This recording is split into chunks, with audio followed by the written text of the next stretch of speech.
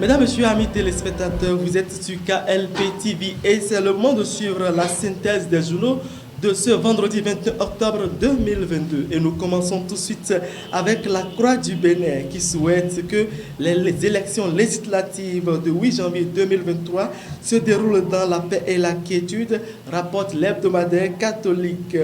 La conférence épiscopale du Bénin souhaite un scrutin apaisé, confirme le progrès, le Béninois libéré, l'événement précis et Nord-Sud quotidien.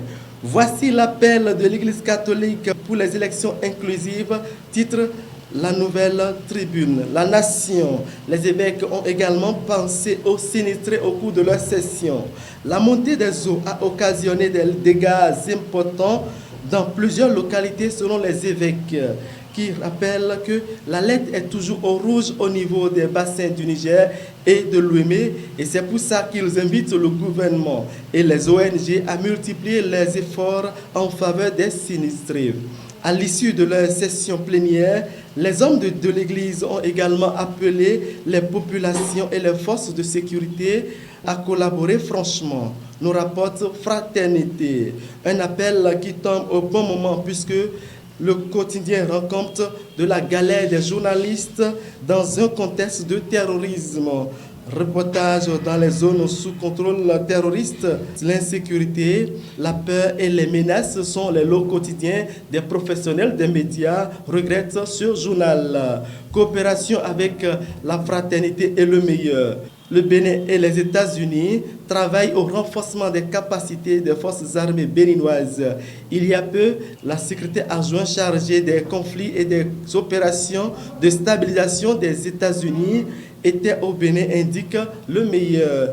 La stratégie de lutte contre le terrorisme en question s'étend à toute l'Afrique, souligne la Nouvelle Tribune.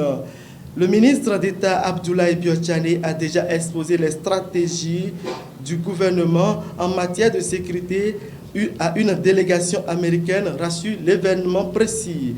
Toujours dans le domaine de la coopération, les 4 vérités annoncent le séjour au Bénin du défenseur du peuple du Venezuela, l'équivalent au médiateur de la République, Alfredo José Ruiz Angelo, effectue une visite de travail de 3 jours sur invitation du médiateur de la République du Bénin, Pascal Ressou.